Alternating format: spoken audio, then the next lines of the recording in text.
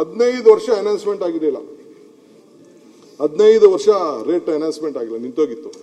ಏನೋ ಒಂದಿನ ನೋಡ್ಬಿಟ್ಟು ಟೈಮ್ ನೋಡ್ಬಿಟ್ಟು ಸ್ವಲ್ಪ ಇನ್ಕ್ರೀಸ್ ಮಾಡಿದೆ. ಸೊ ಐ ಥಿಂಕ್ ಇನ್ನು ಮುಂದಕ್ಕೆ ಲಾಸ್ ಆಗೋದಿಲ್ಲ. BWSB was in loss, so ಹಿಂಗಾಗಿದೆ. ಸೊ ಒಂದು ಮೇಕೆದಾಟು ಲೀಗಲ್ ಹರ್ಡರ್ಸು ಪ್ರಾರಂಭ ಆಗಿದೆ. ನೆಕ್ಸ್ಟ್ ಟೈಮ್ ನಾವು ನೀವೆಲ್ಲ ಹೋಗೋಣ ಒಂದಿನ. ಇದಕ್ಕೆ ನಾನು ಆಲೇ ಹೊಸದಾಗಿ ಒಂದು ಆಫೀಸ್ ಮಾಡಿಸಿದ್ದೀನಿ. ಅವರು ಒಂದು ಆಲ್ಟರ್ನೇಟಿವ್ ಲ್ಯಾಂಡ್ ಕೊಡಬೇಕು, ಫಾರೆಸ್ಟ್ ಲ್ಯಾಂಡ್. ಬರೀ it will be the cheapest project, ಬರೀ 500-600 ಎಕರೆ ಮಾತ್ರ ಲ್ಯಾಂಡ್ ಅಕ್ವಿಷನ್ ಅಷ್ಟೇ. ಮಿಕ್ಕಿದ ಫಾರೆಸ್ಟ್ ಸಬ್ಮರ್ಷನ್ ಆಗ್ತದೆ. ಅವ್ರಿಗೆ ಬೇರೆ ಎಲ್ಲ ಒಂದು ಕಡೆ ಕೊಡುವಂಥದ್ದು. 400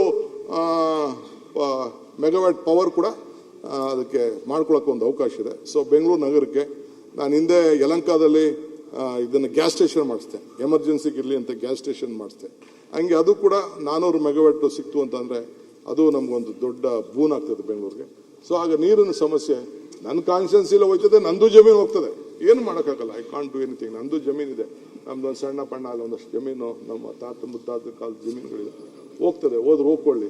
ಬಟ್ ಆ ಮೇಕೆದಾಟು ಪ್ರಾಜೆಕ್ಟ್ ನನಗೆ ಆಗ ಬಂದಿರೋಂಥ ತೀರ್ಮಾನ ಬಹುಶಃ ನೆಕ್ಸ್ಟ್ 2 years ಒಳಗೆ ಭೂಮಿ ಪೂಜೆ ಮಾಡ್ತೀನಿ ಅನ್ನೋ ಒಂದು ಆತ್ಮವಿಶ್ವಾಸ ನನಗಿದೆ. ಬಟ್ ದೇ ಶುಡ್ ಕೋಆಪ್ರೇಟ್ ಅಷ್ಟೇ, ಅವರು ಕೋಆಪ್ರೇಷನ್ ಮಾಡಬೇಕು ಅಂತ ಕಾಣ್ತದೆ. ಸೊ ಆಮೇಲೆ STP ವಿಚಾರದಲ್ಲೂ ಕೂಡ ಈಗಾಗಲೇ ವರ್ಲ್ಡ್ ಬ್ಯಾಂಕಲ್ಲಿ ಅವರೇ ಮೂವ್ ಮಾಡಿದ್ರು, ನಮಗೆ ಲೋನ್ ಕೂಡ ಕೊಟ್ಟಿದ್ದಾರೆ. ಎಲ್ಲ ಮೋರಿಗಳ ಪಕ್ಕದಲ್ಲಿ ದೊಡ್ಡ ದೊಡ್ಡ ಇರ್ತದಲ್ಲಿ ಸುಮಾರು ವರ್ಲ್ಡ್ ಬ್ಯಾಂಕ್ ಅವರು 2,000 ಕೋಟಿ ರೂಪಾಯಿ ಕೊಟ್ಟಿದ್ದಾರೆ. ಅದನ್ನು ಸುಮಾರು ಎಲ್ಲ ಕಡೆನೂ ಕೂಡ ಈಗಾಗಲೇ ಕೆಲಸ ಎಲ್ಲ ಆಗ್ತಾ ಇದೆ.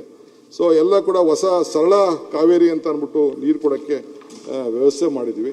ಸೊ ಹಂಗೆ ಕೆಲವು 65 ವಾರ್ಡ್ನ ಹೊಸದಾಗಿ ಐಡೆಂಟಿಫೈ ಮಾಡಿದ್ದೀವಿ. ಎಲ್ಲೆಲ್ಲಿ ಬೋರ್ವೆಲ್ ಬೇಕು, ಎಲ್ಲಿ ಡ್ರಿಲ್ ಮಾಡಬೇಕು, ಎಲ್ಲಿ ಸಮಸ್ಯೆ ಇದೆ, ಅದು ಕೂಡ ಎಲ್ಲ ಮಾಡಿದ್ದೀವಿ. ಸೊ ಅದಕ್ಕೆಲ್ಲ ಹೊಸ ಯೋಜನೆಗಳೆಲ್ಲ ನಾವು ಮಾಡಿಕೊಂಡು ಹೋಗ್ತಾ ಇದ್ದೀವಿ ಅಧ್ಯಕ್ಷೆ.